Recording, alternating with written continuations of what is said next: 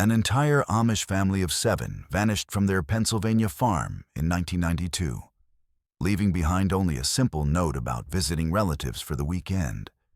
But they never returned 10 years later during a remembrance service. The community looks through old items and spots, a shocking detail that everyone had missed, a clue that would finally expose what happened to them. The morning sun cast long shadows across the wooden floorboards of Levi Lapp's home in New Holland, Pennsylvania. It was a day that came every year, marked not by celebration, but by solemn remembrance. 10 years. A full decade had passed since his brother Aaron, sister-in-law Miriam and their 5 children, Eli, Michael, Sarah, Ruth, and little Daisy, had vanished without explanation. Beyond a simple note left on their kitchen table, Levi adjusted one of the wooden chairs that had replaced his usual living room furniture. The transformation of his home for today's service had begun before dawn. Where his comfortable sofa usually sat, neat rows of simple chairs now faced the front of the room. The coffee table had been moved to the barn, making space for the gathering that would soon fill his home. The service had begun at 8:00 sharp, with members of their Old Order Amish community filing in quietly. Men in their black suits and broad-brimmed hats, women in their prayer coverings and dark dresses. For 2 hours they had prayed, sung hymns in Pennsylvania Dutch, and shared memories of the Lapp family minister Yodar had spoken eloquently about faith in times of trial, about accepting God's will even when understanding eluded them now. As the clock on the mantel showed past 10, the formal service had concluded. Most of the congregation had departed, returning to their farms and daily duties. Only a small circle remained close: family, dear friends, and a few community elders who had known Aaron since childhood. Levi looked around the diminished gathering. His cousins, Samuel and Rebecca Bear, sat close together, Samuel's beard now showing gray that hadn't been there 10 years ago. Mary Stoltzfus, who had been Miriam's closest friend, dabbed at her eyes with a white handkerchief. Old Joseph King, whose farm bordered Aaron's abandoned property, stared at his folded hands. "Shall we?" Levi asked softly, gesturing toward the kitchen table. They had moved to the center of the remaining chairs. The group drew closer, forming a tight circle. On the table lay an arrangement of precious artifacts, photographs, personal belongings. And at the very center, protected by a clear plastic sleeve, the note that had changed everything. Levi picked up the note with careful hands, though he had memorized every word years ago. Written in Aaron's careful script, it read, "Gone for the weekend. Visiting family for church matters. Will return Monday. Don't worry about the animals, arranged for neighbor boys to help Aaron every year." "We read this," Mary said softly, "every year. I wonder what church matters could have taken them away so suddenly." "And which family," Samuel added. "We are their family." The community checked with every relative, every connection in Ohio, Indiana, even up to Ontario. No one saw them. Esther reached for a photograph, one taken just days before the disappearance. It showed the whole family on their front porch, Aaron tall and bearded in his straw hat. Miriam beside him holding baby Daisy, the other children arranged by height, all smiling in their simple clothes. Behind them, laundry fluttered on the line. "Such beautiful children," she whispered. Eli would be 23 now. Michael, 21. Sarah, 19. Ruth, 14. And little Daisy. Her voice broke. Daisy would be 10. Levi picked up the manila folder that contained copies of the police reports. The official investigation had been brief, hampered by the community's reluctance to involve outside authorities beyond the initial report. After a week of questioning neighbors and finding no signs of foul play, the case had been marked as a voluntary disappearance and eventually went cold. "We did what we thought best," Joseph King said, perhaps reading Levi's thoughts. "We are not a people who run to the English police with our troubles. We believed they would return. But they didn't," Rebecca said quietly. "And now we gather each year, wondering if we should have done more." Daniel Zook, another community member, reached for one of the photos from the police file. He studied it intently, his brow furrowing. It was the same porch photograph Esther had been holding. But this was the official police copy, slightly larger and clearer. Levi Daniel said slowly, "Your brother's family. They were planning to leave that morning for the weekend." "Yes, that's what the note said," Levi replied, confused by the question. Why Daniel turned the photograph toward the group and pointed at the laundry line, visible in the background. "Look here, fresh washing hanging on the line. See how the clothes are still dark with moisture at the bottom. This was taken in the morning, as you said." So Samuel asked, "So why would Miriam do laundry on the morning they were leaving for the entire weekend? The clothes would be ruined by rain, eaten by bugs, faded by sun. No good Amish housewife would leave washing out for 3 days." The group leaned in closer, examining the photograph, with new interest. Mary gasped softly, "There is that a vest. It looks too bright to be plain clothing." Levi squinted at the photograph. Among the dark blues and blacks of typical Amish clothing hung something fluorescent yellow-green. His heart skipped as he recognized what it was. "That's a police vest. Police." Esther's voice was sharp with surprise. "Officer Brenner," Levi said slowly, memory returning Paul Brenner. He was close with Aaron, helped our community often. Fixed fences, assisted with barn raisings when he was off duty. A good Englishman who respected our ways. I remember him." Joseph nodded, always polite, never pushed us to modernize. But why would his vest be in Miriam's washing? Levi studied the photograph more carefully. The vest was clearly visible now that they knew what to look for.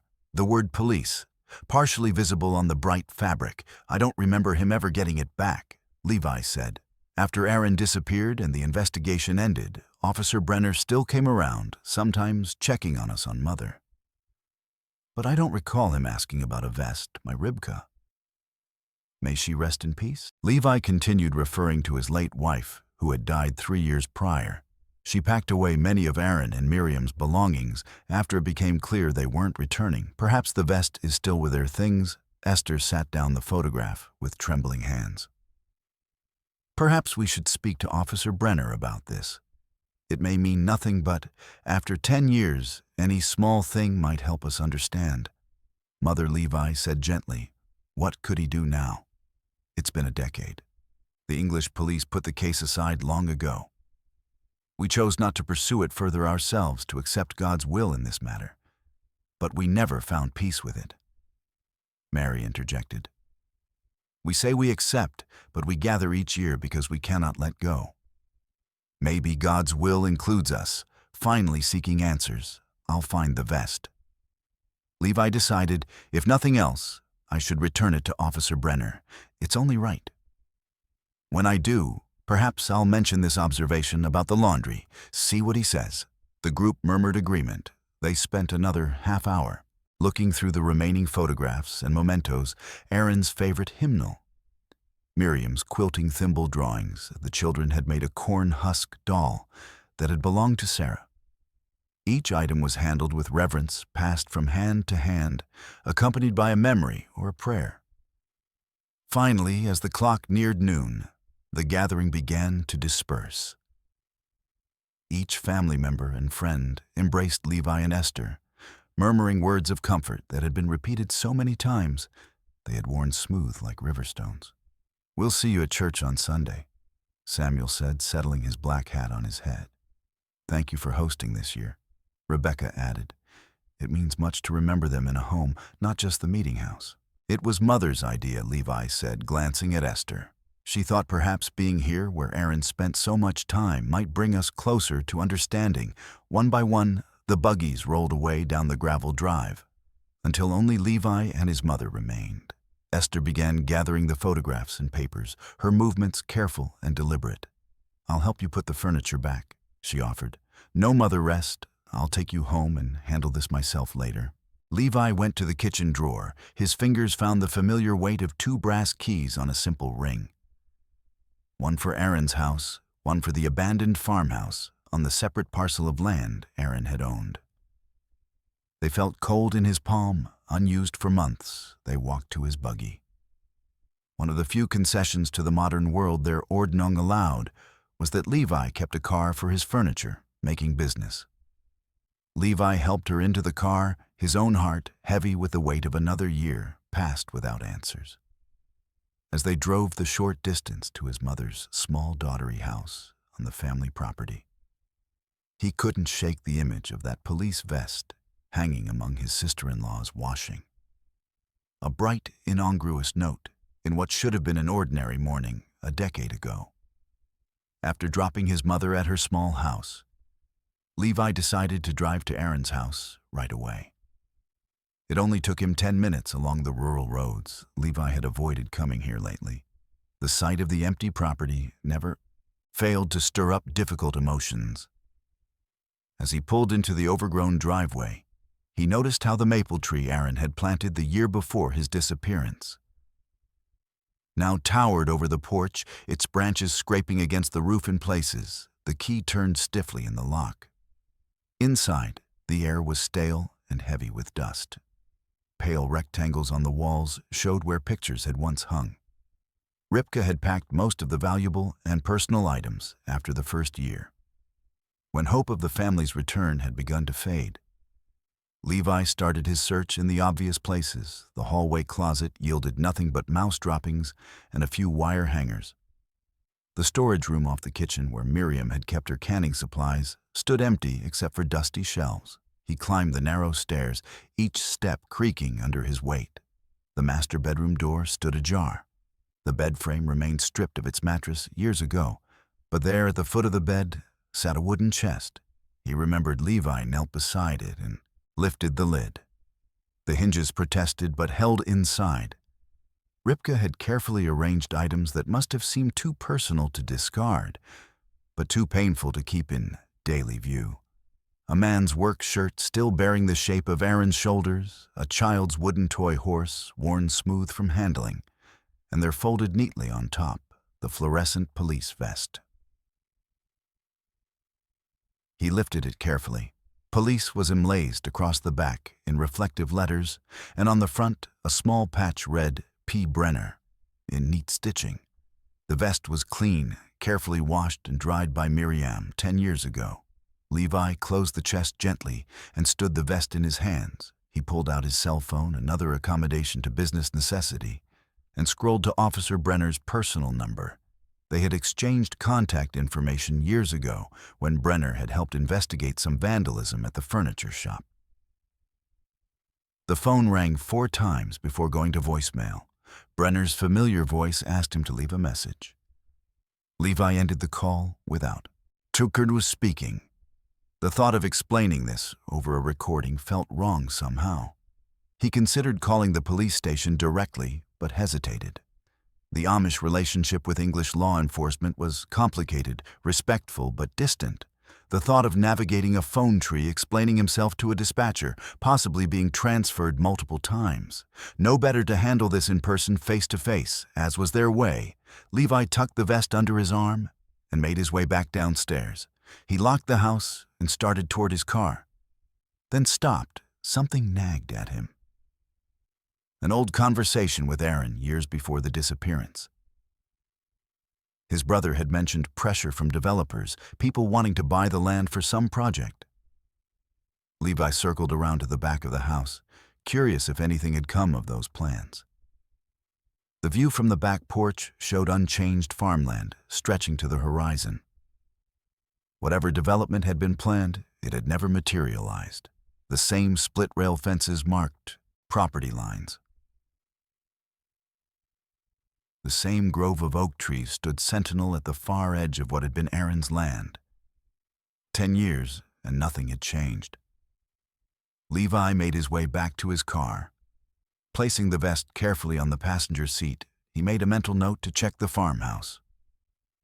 The properties couldn't stand, abandoned forever. The New Holland police station was a modest brick building on the edge of town, its American flag snapping in the afternoon breeze. Levy parked carefully and walked through the glass doors, the fluorescent vest tucked under his arm, and the interior smelled of coffee and floor wax. and a young officer sat behind a reception desk. "Good afternoon," Levi said, approaching the desk. "I'm looking for Officer Paul Brenner. Is he available?" The desk officer, whose nameplate read Jenkins, looked up from his computer screen. "Brenner, he's been out in the field since about noon. Can I help you with something or take a message?" Levi shifted the vest in his hands. "It's a personal matter. I have something that belongs to him from a while ago. When do you expect him back?" Jenkins shrugged. "Hard to say with field duty. Could be an hour, could be end of shift. I can take your information and have him call you." "No, thank you," Levi said. "I'll try again later." "It's something I'd prefer to handle in person. Suit yourself," Jenkins said. Already turning back to his screen, "He's usually here mornings if you want to try tomorrow." Levi nodded and left the station. Back in his car, he sat for a moment, considering his options. The farmhouse still needed checking, and he was already out this way. He could return to the station later in the afternoon, or perhaps tomorrow morning. He drove out of town, taking the winding road that led to the more rural properties. Aaron's farmhouse sat on 40 acres of good land, separate from the house property, about 15 minutes further into the countryside. He was about halfway there, passing through a stretch of Amish farms, when he noticed something wrong at the Yodar property. Two men in dark uniforms stood by a black truck, and Yakobad was backing away from them, his hands raised in a defensive gesture. Levi pulled over immediately and got out of his car. As he walked closer, he could hear raised voices. "Told you yesterday and the day before." Jakob was saying in accented English, "This land is not for sale. It has been in my family for generations. Times change, Mr. Yoder." One of the uniformed men said his uniform was strange, dark blue or black, but with no department patches, no badge numbers, no identification of any kind. "The offer we're making is more than generous. You could buy land elsewhere. Better land." "There is no better land than what God has given us to tend," Jakob replied firmly. "Please leave my property." The second man stepped closer to Jakob, his posture threatening. "You Amish think you can just sit on valuable real estate forever, contributing nothing to progress to the economy. Is there a problem here?" Levi called out, walking faster now. All three men turned. Jakob's face showed relief at seeing a familiar face. The two uniformed men exchanged glances. "No problem," the first man said smoothly. "Just a business discussion." "Doesn't look like Mr. Yodar is interested in your business," Levi said, positioning himself beside Jakob. "He's asked you to leave." The second man's jaw tightened. "And you are a neighbor, and someone who's about to call the police if you don't respect this man's wishes to be left alone." Levi pulled out his cell phone, making sure they could see it. The two men looked at each other again. The first one reached into his pocket and pulled out a business card, tossing it on the ground at Jacob's feet. "Think about our offer. Mr. Yodar will be back." They walked to their truck with deliberate slowness, as if to show they weren't intimidated. Levi memorized the license plate as they drove away, though the truck bore no company logos or identifying marks. "Thank you, Levi," Jacob said once they were gone, bending to pick up the business card. "They have been here every day this week, always the same, wanting to buy my land, getting more insistent each time." "What do they want it for?" Levi asked. Jakob shrugged. "They speak of development, progress, making better use of the land, but they give no specifics." He paused, looking troubled. "You know, something like this happened before about 10 years ago. Different men, but same pressure, same vague talk of development." Then it stopped suddenly. Levi felt a chill despite the warm afternoon. 10 years ago, around the time my brother disappeared. "Yes, now that you mention it, maybe a few months before, Aaron had men visiting him too. I remember he was worried about it, talked to the bishop. Then Jakob trailed off, not wanting to mention the disappearance directly. These men, Levi said, did they say what company they represent? Jakob handed him the business card. It was plain white with only a phone number and the words Land Development Associates in. Simple black text, no names, no address. "I'm actually on my way to speak with Officer Brenner about another matter." Levi said I'll mention this to him. He's always been a friend to our community. Maybe he can look into whether these men have the right to harass you like this. I would appreciate that. Jacob said, I doubt the English law can do much if they're just asking to buy. Still, it would be good for the police to know. Levi looked down the road where the truck had disappeared. Be careful, Jacob. Maybe make sure you're not alone when they come back. Have your sons or neighbors nearby. I will. Thank you again, Levi. God bless you. Levi walked back to his car, troubled by this encounter. As he continued driving toward Aaron's farmhouse, he couldn't shake the feeling that the past was stirring, that old secrets were struggling toward the light. The entrance to Aaron's farmhouse property was marked by two weathered stone pillars that had stood for over a century. As Levi slowed to turn in, he noticed a police patrol car parked on the opposite side of the road, engine idling. The driver's window was down, and through it, he could see a familiar figure in sunglasses. Officer Paul Brenner. Levi pulled over and parked, then walked across the quiet road. As he approached, Brenner removed, his sunglasses revealing tired eyes that crinkled with recognition. Leviap, Brenner said warmly. Good to see you. How are you holding up? Hello, Officer Brenner. I'm well, thank you. Levi glanced around the empty road. Are you stationed here today? Seems unusual for someone of your seniority to be on patrol duty. Brenner chuckled. Just keeping an eye on the area. Happened to be passing by and saw Aaron's old place. His expression grew more solemn. Hard to believe it's been 10 years. I still think about that case sometimes. That's kind of you to remember, Levi said, touched by the sentiment. Actually, I was looking for you at the station earlier today.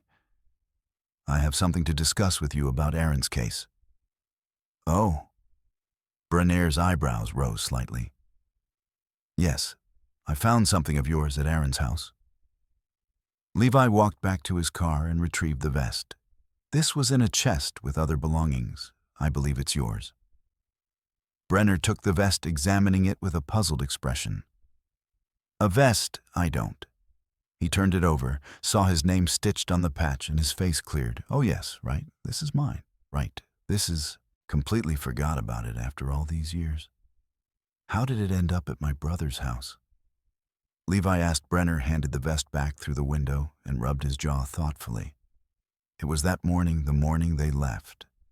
I had stopped by to discuss something with Aaron, and Miriam, being the kind soul she was, invited me in for breakfast. Wouldn't take no for an answer. You know how she was. Levi nodded, remembering his sister-in-law's legendary hospitality. Well, clumsy me, I managed to spill vegetable soup all over my vest. Miriam insisted on washing it for me, said it would stain if left. I protested, of course. But Brenner shrugged. You didn't argue with Miriam Lapp when she decided to help you. I never heard about this visit. Levi said slowly. May I ask what you were discussing with Aaron that morning? Something flickered across Brenner's face. Was it nervousness? Oh. It's been so long, I think it was something about neighborhood safety. There were some development plans in the area that had residents concerned. Development plans? Levi leaned closer. Aaron did mention something about that to me. Once, private developers wanting to build a road through the back of his property. That's right, Brenner said, seeming to relax slightly. There was a company pushing hard to buy up land for some project. The community was worried, and the police department worked with local officials to put the project on hold. I was probably checking in with Aaron about any safety concerns, making sure no one was pressuring him unduly.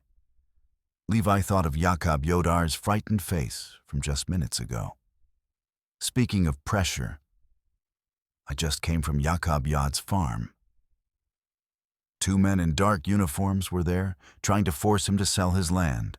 They've been harassing him all week. Brenner's expression tightened. Dark uniforms. No company identification. None that I could see.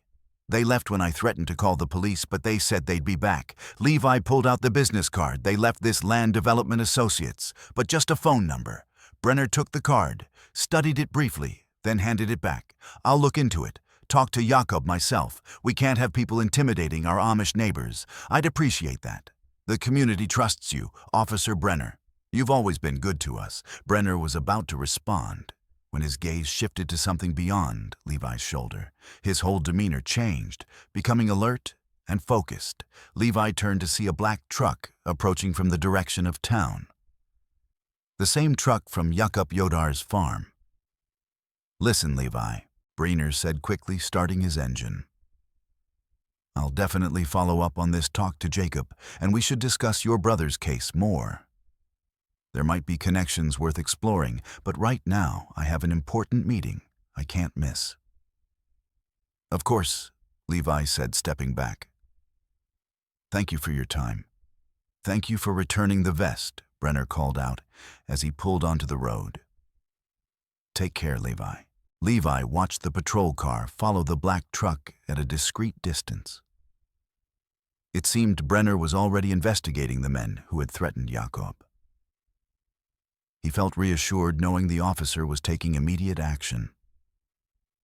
He drove through the farmhouse gates, noting how the gravel driveway was now more weeds than stone.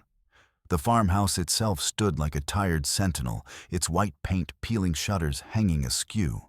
The for sale sign he'd posted 5 years after the disappearance leaned at an angle, weather-beaten and faded. In 5 years, only a handful of people had shown interest, and none had followed through with an offer. The property was beautiful despite its neglect, 40 acres of prime farmland with a sturdy barn, and the 2-story farmhouse Aaron had lovingly maintained. But the Amish community was insular, and English buyers often felt uncomfortable purchasing property in the heart of plain country. Meanwhile, most Amish families already had their own land or couldn't afford the asking price. Levi parked and entered the house with his key. Dust particles danced in the afternoon light. Streaming through dirty windows, he found cleaning supplies in the pantry, miraculously still usable, and began the task of making the kitchen presentable. He was sweeping mouse droppings from the corners when he heard a car pull into the driveway. Through the window, he saw a sedan he didn't recognize. A man in business attire emerged, studied the Ferrale sign, and then walked toward the house. Levi met him at the door. "Good afternoon," the man said with a practiced smile. "I noticed the Ferrale sign. Is this property still available?" "Yes, it is," Levi confirmed. "I'm the owner, managing it for the family." "Excellent. I'm very interested." "May I look around?" Levi gestured him inside. "Of course, though I should warn you, it needs work. It's been empty for some years." The man walked through the rooms with quick, assessing eyes. He seemed less interested in the house's condition than in something else. He kept looking out windows, checking sight lines, nodding to himself. "What's your asking price?" he finally asked. Levi named the figure he'd settled on 5 years ago, fair market value for the land and buildings. The man laughed. "For this condition, I'll give you half that. That's well below the land value alone." Levi protested. "The acreage is in the middle of nowhere, surrounded by Amish farms, limited development potential. Half your asking price is generous." Levi felt conflicted. The offer was insulting, but the property had sat vacant so long, every month meant more deterioration, more expense. "I could perhaps come down 15%, but I'll meet you in the middle." The man interrupted, pulling out a map from his jacket. "Let me show you my plans for the property." He spread the map on the dusty kitchen counter. Levi saw the farmhouse property outlined in red, with various development notations. But his attention was caught by another, marking a circled area in the mountain region. To the north, marked with symbols he didn't understand. "What's this?" Levi asked, pointing to the mountain marking. The man glanced at where Levi was pointing and quickly folded that section of the map under nothing related to this property. "Now about the farmhouse. I'm thinking of converting it to a country retreat, maybe a bed and breakfast too, cater to tourists interested in Amish country." He continued talking, but Levi found himself distracted by that glimpse of the mountain marking. Something about it nagged at him, though he couldn't say why. After more negotiation, they settled on a price that was less than Levi hoped, but more than the initial insulting offer. It would be enough to pay off the remaining taxes and provide something for his mother. "Excellent," the man said, producing a business card. "Come to my office and we'll draw up the paperwork. Can you follow me there now? I'd like to move quickly on this." Levi hesitated. Something felt rushed, but he'd been trying to sell for 5 years. "All right, lead the way." He locked the farmhouse and got into his car. He followed the sedan down the country road. The office building appeared suddenly around a bend in the road, its modern glass and steel construction jarring against the pastoral landscape. It stood alone in what had once been a cornfield, surrounded by a large parking lot that seemed excessive for such a remote location. Levi followed the buyer's sedan into the lot and parked beside it. "Impressive facility," Levi commented as they walked toward the entrance. Though privately, he found the building cold and unwelcoming. "We believe in making a statement," the man replied, holding the door open. "Professional environment for professional dealings." The interior was all polished floors and minimalist furniture. At a reception desk sat a woman in a dark uniform and the same style as the men who had threatened Yakobiota. Levi realized with a start. No company logo, no identifying patches. "This is Mr. Lapp." The buyer told her he needs visitor registration. "Of course," she said, sliding a form across the desk. "I'll need your driver's license and signature here, here, and here." The buyer checked his watch. "I'll go prepare the contracts. My office is just down the hall when you're finished." He strode away, leaving Levi with the receptionist. Levi fumbled for his license, unaccustomed to such formal procedures. In his world, deals were sealed with handshakes and trust. As the woman typed his information into her computer, movement outside caught his eye through the large window facing the parking lot. He saw the black truck from earlier, pulling in behind it. Officer Brenner's patrol car followed at a distance.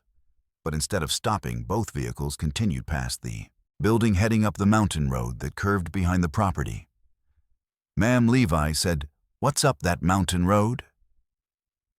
She glanced up briefly from her typing. "I wouldn't know. You'd have to ask Mr. Davidson about that." "Mr. Davidson? That's the gentleman buying my property." "Yes." She returned to her screen, clearly uninterested in conversation. While waiting for her to finish, Levi wandered toward a display area near the windows. A large architectural model sat under glass, a miniature representation of development plans. He leaned closer, recognizing the topography immediately. There was the mountain. There was the valley where the Amish community had lived for generations. There were the winding roads he'd driven all his life. But in the model, everything was different. Where Amish farms now stood, the model showed commercial buildings, housing developments, shopping centers. His own home, his mother's house, Aaron's properties, Jakob Yodar's farm, all replaced by modern structures. Roads cut through previously untouched land. Only one area remained undeveloped in the model, a spot on the mountain marked with what appeared to be a church or memorial building. Levi studied the small placard beside it. Amish Heritage Memorial, preserving the memory of Pennsylvania's plain. People memory, not presence memory, as if they were already gone. His blood ran cold as he recognized the spot on the mountain. It was the same location marked on the buyer's map earlier. He looked out the window again, where dust from the vehicles lingered in the air. "Was that where Brenner was heading, sir? I need you to sign these forms." "Actually," Levi said, backing toward the door, "I just remembered something urgent. Please tell Mr. Davidson I'll need to reschedule." Her eyes narrowed. "He's waiting for you. He's prepared all the paperwork. I'll come back later today, tomorrow."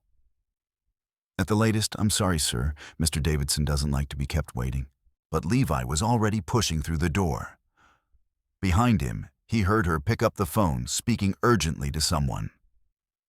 He jogged to his car, started the engine, and pulled out of the parking lot quickly. The mountain road was rougher than the main routes designed for logging trucks and maintenance vehicles. Rather than regular traffic, Levi's car bounced over potholes and washboard surfaces as he climbed higher. The afternoon sun filtered through the canopy of trees, creating a strobe effect that made him squint.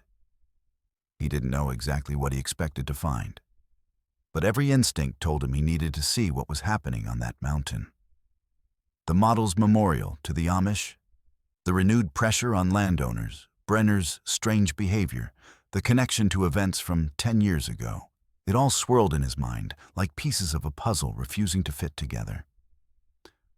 The mountain road grew steeper and more isolated with each mile. Levi's car strained against the grade, and he had to downshift twice to maintain speed. The trees pressed close on both sides, their branches forming a tunnel of green overhead. For nearly an hour, he climbed passing no other vehicles, seeing no signs of habitation except the occasional utility pole marking the route. Finally, the road leveled out into a cleared area. Through the thinning trees, Levi spotted Officer Brenner's patrol car, parked near a construction fence. He pulled off into a small turnout, partially hidden by brush, killed the engine, and stepped out into the mountain air. The construction site sprawled before him, larger than he'd expected. Heavy equipment sat idle for the moment. A bulldozer, an excavator, stacks of lumber and stone. The structure taking shape was indeed designed to look like an Amish meeting house, but grander, more elaborate than any real plain building would be. It was a tourist's idea of Amish architecture, with all peaked roofs and decorative touches that no actual Amish community would approve. Levi moved closer, keeping to the tree line through the chain-link fence. He could see Brenner standing with the two men from Jakob Yoder's farm, their voices carried on the mountain breeze. Memorial House will be perfect. One of the men was saying, "Preserve the memory of Amish culture in this region. Tourists love that kind of thing. They'll come by the busload to see authentic Amish heritage, sympathetic narrative," the other added. How the simple Amish way of life couldn't survive modern pressures. Very touching, very marketable. Brenner nodded. The development can proceed once the remaining families are convinced to relocate. How long before? This is a long-term project, the first man interrupted. We've waited 10 years already. We can wait a little longer. But with your help, officer, we can be more persuasive this time. These stubborn Amish, the second man said, shaking his head. They don't understand progress, don't appreciate what we're offering. Sometimes I think the only way to deal with them is... He stopped, looked around as if checking for listeners, then laughed. Well, let's just say this place is built on Amish bones. Literally, we've got them stored right here. Levi's stomach lurched. He pressed closer to the fence, straining to hear. Come. The first man said to Brenner, "Let us show you something." They walked deeper into the construction site. Levi's eyes darted around, spotted a hard hat and safety vest, hanging on a fence post probably left by a worker on break. Without thinking, he grabbed them, put them on, and slipped through an opening in the fence. The vest was too large, the hard hat loose on his head. But from a distance, he might pass for a construction worker. He kept his head down and walked purposefully, following the trio at a distance. They stopped at the far side of the half-completed building where the foundation had been poured. But walls were only partially erected. One of the men called to a nearby worker operating a small backhoe. "Dig here," he instructed, pointing to a spot marked with orange spray paint. "Not deep, maybe 3 FT. The worker looked confused, but complied. The backhoe's bucket bit into the earth, pulling away soil and gravel. After only a few scoops, the operator stopped, peering down at something. "That's enough," the first man said. He and his companion climbed down into the shallow excavation. Levi crept closer, using a stack of lumber as cover. He watched in horror as one of the men reached down and pulled something from the dirt, a bone unmistakably human, probably from a leg. The man handed it to Brenner, who took it without hesitation, turned it over in his hands, examining it, then dropped it back into the hole. "You see," the second man said, grinning. "We stored them here, the whole family, plus a few others who got too curious over the years. There will be more in the future." The first added, Once we clear out the remaining Amish, kill some if necessary, frighten the rest into leaving, this whole valley will be ours to develop. Shopping centers, housing developments, tourist attractions, something actually productive, not just farmland rotting in the hands of backwards people. And you'll help us, won't you, officer? The second man said to Brenner, just like before, your position, your reputation in the community, invaluable assets. Brenner nodded slowly. The department trusts me to handle Amish affairs. They won't question my reports. Levi backed away, his whole body shaking. Aaron, Miriam, the children here under this obscene monument to their memory. He forced himself to move quietly, carefully back the way he'd come. At the fence, he shed the hard hat and vest, leaving them where he'd found them. He ran to his car, started it, and drove back down the mountain as fast as he dared. His cell phone showed no signal at the construction site.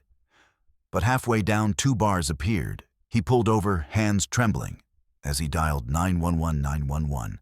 What's your emergency? My name is Levi Lapp, he said, forcing his voice steady. I need to report a murder.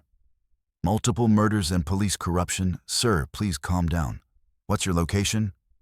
Levi gave the mountain road markers he'd noted. There's a construction site at the top. They're building a fake Amish memorial. I just witnessed them digging up human bones. Officer Paul Brenner is involved. He's corrupt.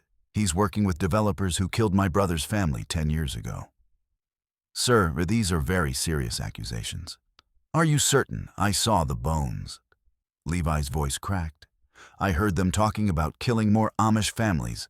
Please, you have to send someone dig where they dug. You'll find the evidence. We're dispatching units now, sir. State police will also be notified, given the allegation of officer corruption. Please remain where you are.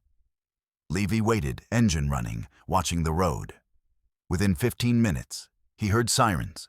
Multiple police cars appeared racing up the mountain. He followed them back up. At the construction site, organized chaos erupted. Police officers swarmed the area. Brenner emerged from the building, saw the police cars, and his face went white. As the 2 developers tried to get to their truck, Levi pulled his car across their path, blocking them. Brenner approached him, trying to maintain his authority. Levi, what are you doing? Move your vehicle. I saw everything, Levi said, getting out of his car, the bones. My brother's family, maybe others. You helped murder them. This is ridiculous, Brenner said. Officers, this man is making wild accusations, but the newly arrived police were already moving. A sergeant Levi didn't recognize said, Officer Brenner, we need you to step aside while we investigate. These are serious allegations. This is a misunderstanding. Brenner protested. This man is grief-stricken, imagining things. Then you won't mind if we look around, the sergeant said. Teams of officers entered the construction site. Workers stepped back, confused and concerned. Levy pointed to the excavation. They dug there. The bones are there. 2 officers jumped down into the hole. Within moments, one called out, Sergeant, we've got human remains here. Brenner turned to run. A sharp crack split the air. A warning shot fired into the sky. Nobody move, an officer shouted. Brenner froze. The 2 developers who had made it halfway to their truck stopped as well. Officers moved in, weapons drawn, but pointed down, hands behind your head on your knees. One by one, Brenner and the 2 men were handcuffed. Brenner's face was a mask of defeat as they led him to a patrol car. The developers tried to protest, claim innocence, demand lawyers, but the officers were professional and unmoved. We need to go to their office, Levi told the sergeant. The man trying to buy my farm, Davidson. He's part of this. He's at the office building at the foot of the mountain. The sergeant nodded. We'll take care of it. You'll need to come to the station to give a full statement. The convoy of police vehicles wound back down the mountain, lights flashing, but sirens silent now. At the modernist office building, more police cars converged. Officers entered while Levi waited outside. Through the glass walls, he could see Davidson being placed in handcuffs and the receptionist's shocked face. papers being seized. As they prepared to leave for the police station, Levi looked back at the mountain. Somewhere up there, hidden for 10 years, his family lay in unhallowed ground. But they had been found finally. They had been found. The New Holland police station had never seen such activity. Officers moved with purpose through the corridors, and Levi watched through the Sallyport windows as Brenner was led inside his uniform, now a mockery of the trust it once represented. The two developers followed their earlier arrogance, replaced by sullen silence. Davidson came last, still in his business suit. His face pale with shock, a detective in a gray suit approached Levi. "Mr. Lapp, I'm Detective Sarah Chen from the State Police.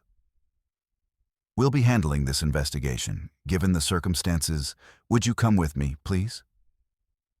She led him to a small interview room, clean and spare, with just a table and chairs. A recording device sat between them. "I know this has been an overwhelming day," Detective Chen said gently, "but I need you to tell me everything from the beginning. Take your time." Levi started with the morning's remembrance service, his voice steady as he recounted discovering the vest in the photograph, finding it at Aaron's house, his attempt to return it to Brenner. He described the encounter at Jakob Yodar's farm, the strange meeting with Brenner on the road, the rushed property sale attempt, and finally what he'd witnessed at the mountain construction site. Detective Chen took notes, occasionally asking for clarification. When Levi finished, she set down her pen. "Mr. Lapp, can you tell me about the original investigation, 10 years ago?" Levi shifted uncomfortably. "It was very brief, less than a week. Officer Brenner led it, said he was the liaison for Amish affairs. He asked questions, looked at the house." But he paused, choosing his words carefully. "We Amish, we don't readily cooperate with outside authorities. It's not our way. Most in the community believed Aaron and his family left voluntarily, maybe to visit relatives, maybe to relocate. When they didn't return, we thought perhaps there had been some conflict we didn't know about, some reason they chose to stay away. But your brother never mentioned plans to leave, number. Well, he did mention pressure from a property company. They wanted to buy his land. He owned more than most in our community.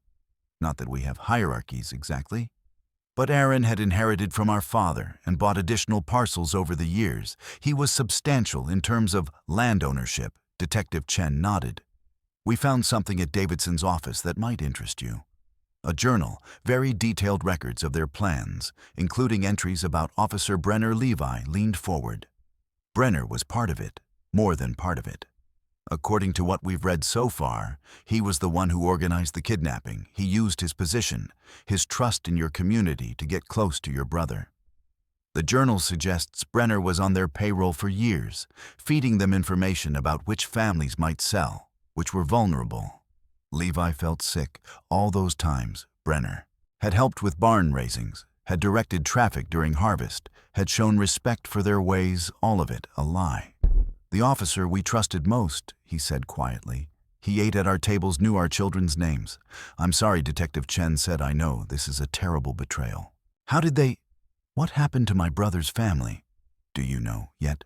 "We'll know more after interrogations, but based on the journal and the evidence, we believe they were lured to a remote location, probably the mountain site where construction wouldn't begin for years. Your brother likely refused their final offer. Things escalated, and then they had to silence the whole family. Levi finished the children too, to leave no witnesses. That's our working theory. The DNA results will confirm if the remains are your family, but given that yours is the only Amish disappearance in this area in the past decade, it's highly probable. Did they ever get any land? Was it worth it to them?" Detective Chen checked her notes. No town records show any sales to their company. "After your brother's disappearance, it seems they pulled back, maybe worried about drawing attention, all those deaths for nothing. They waited 10 years to try again." Levi put his head in his hands. "My brother fought them, and we never knew if I had been.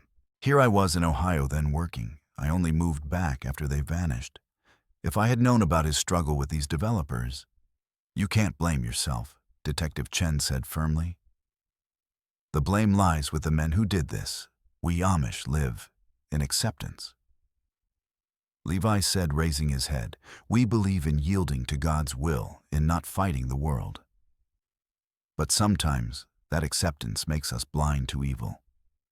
We should have pushed harder 10 years ago, should have demanded real answers instead of accepting what Brenner told us. A knock at the door interrupted them. An officer peered in.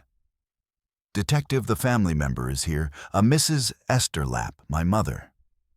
Levi said, standing quickly. He found her in the corridor, her black bonnet slightly askew, her face drawn with fear and hope. Their eyes met, and she read the truth in his expression. No. She whispered, no, no, no. Levi caught her as she swayed. They're just bones. Mom, just bones now. They held each other in the fluorescent-lit hallway, mother and son united in grief that was a decade old. But suddenly fresh, other officers moved past them respectfully, giving them space for their sorrow. After a time, Detective Chen approached Mr. and Mrs. Lapp. The forensics team has preliminary information, if you're ready. They were led to a family waiting room more comfortable than the interview space, with softer chairs and tissue boxes on every surface. A woman in a lab coat entered, her expression professionally compassionate. I am Dr. Martinez from the forensics department, she said. The remains we recovered are approximately 10 years old. Based on decomposition and soil analysis, we found bones of various sizes, adult male, adult female, and children of different ages. Esther made a sound like a wounded animal. Levi gripped her hand. We'll need DNA samples from you both. To confirm identity, Dr. Martinez continued. But the ages and numbers match your missing family members. Can we see Esther? Asked her voice barely audible. Dr. Martinez hesitated. They're not intact, remains Mrs. Lapp. But if you feel it would help, we can show you some of the evidence we've collected. They were led to another room, where evidence bags lay on a sterile metal table. Bones cleaned and tagged, fragments of fabric, a small shoe that might have fit a young child. Personal effects that had survived a decade in the ground.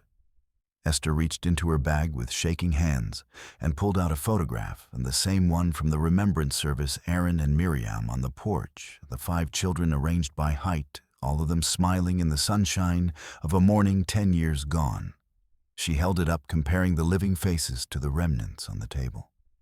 It's them, Esther whispered. My son, my grandchildren. They stood in that sterile room, looking at all that remained of a family that had laughed and prayed and worked together. Levi thought of all the years of wondering, of hope, gradually fading to acceptance, of questions that had seemed destined to remain forever unanswered. Now they knew the knowing was terrible. But it was also somehow a relief, no more wondering if Aaron had chosen to leave.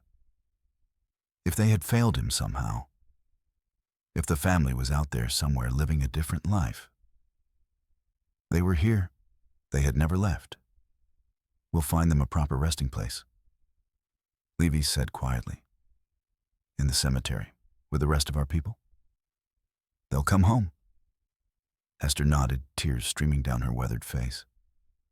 She touched the photograph once more, then carefully returned it to her bag.